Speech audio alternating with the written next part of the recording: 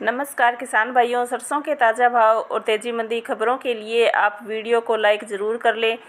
किसान भाइयों, DHD news पर हमने पहले भी कई बार अपनी वीडियो में बताया है कि अगर जयपुर में सरसों के भाव 6200 के नीचे फिसलते हैं और लगातार नीचे की तरफ जाते हैं तो सरसों में फिर से 200 रुपये तक की मंदी का माहौल बन सकता है और बाज़ार ने ठीक ऐसा ही रुझान दिखाया है।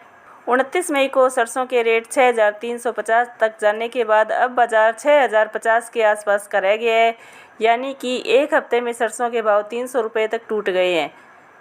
अब सरसों में आई यह गिरावट कब थमेगी, यह सवाल फिर से गहराने लगा है। सरसों में आई यह गिरावट फिर से सरसों को 5600 से 5700 की रेंज में वापस लेकर आएगी या फिर यहाँ से आगे बाज़ार फिर से संभल जाएंगे।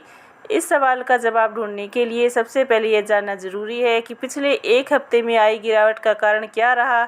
आज की वीडियो में हम सरसों में आई गिरावट का कारण जानेंगे और ये जानने की भी कोशिश करेंगे कि आगे चलकर सरसों का बाज़ार कैसा रह सकता है।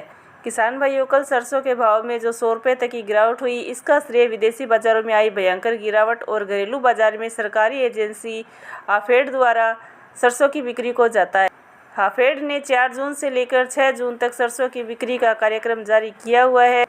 इस कार्यक्रम में 50,000 टन के आसपास सरसों बेची जाएगी। दूसरी तरफ कल मलेशिया के बाज़ार में भयंकर गिरावट देखने को मिली।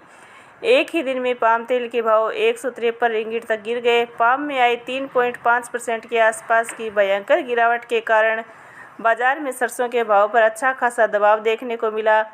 मलेशिया के अलावा चीन और अमेरिका के बाज़ारों में भी खाद्य तेलों में गिरावट देखने को मिली है। विदेश में आई इस गिरावट के कारण भारत में सरसों के भाव कमज़ोर हुए हैं। किसान भाइयों, जिस तरह से पिछले एक महीने में सरसों के बाज़ार में तेज़ी दिखाई दी है, उसके बाद किसी न किसी स्तर पर मुनाफा वसूली को तो आना ही था। DHD न्यूज़ पर हमने पहले ही बता दिया था कि सरसों के किसान बाज़ार को लगातार मॉनिटर करते रहे और जैसे ही बाज़ार में गिरावट का रुझान दिखे तो अपना माल निकाल दे। हमें पूरी उम्मीद है कि किसानों ने अभी तक कुछ ना कुछ माल ज़रूर निकाल दिया होगा। बहरहाल, जिन किसानों ने अभी तक अपना माल नहीं निकाला, उन्हें भी बहुत ज़्यादा डरने की ज़रूरत नहीं है। ऐसा इसलिए कह रहे हैं क्योंकि कल की गिरावट मोटे तौर पर विदेशी बाज़ारों में आई गिरावट का परिणाम था। विदेशी बाज़ारों के जानकारों का मानना है कि भले ही पाम तेल और सोया तेल में बड़ी तेज़ी ना हो, लेकिन यहाँ से आगे बड़ी गिरावट भी नहीं है, इसलिए जल्दी ही विदेशी बाज़ार संभलते दिखाई दे सकते हैं। रही बात हाफेड की सरसों बिकवाली की, तो 50,000 टन की मात्रा इतनी बड़ी मात्रा नहीं है कि बाज़ार को बड़े पैमाने पर प्रभावित कर सके।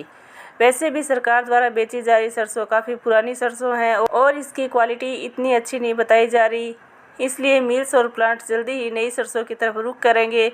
DHD न्यूज़ का मानना है कि सरसों का बाज़ार जल्दी ही रिकवर कर जाएगा। अगर ऐसा नहीं होता है और सरसों के भाव जयपुर में 6000 के नीचे फिसलते हैं तो ऐसी कंडीशन में भी किसानों को अपना माल निकाल देना चाहिए। इसके विपरीत अगर बाज़ार में फिर से 6200 के भाव जयपुर में बन जाते हैं तो फिर अगला पड़ाव 6500 का रह सकता है। किसान भाइयों, हमारा कार्य बाज़ार की तेज़ी मंदी रिपोर्ट से आपको अवगत कराना है। बाकी आप अपना व्यापार अपने विवेक से करें, साथ ही साथ वीडियो को लाइक और चैनल को सब्सक्राइब भी ज़रूर करें। जय जवान, जय किसान।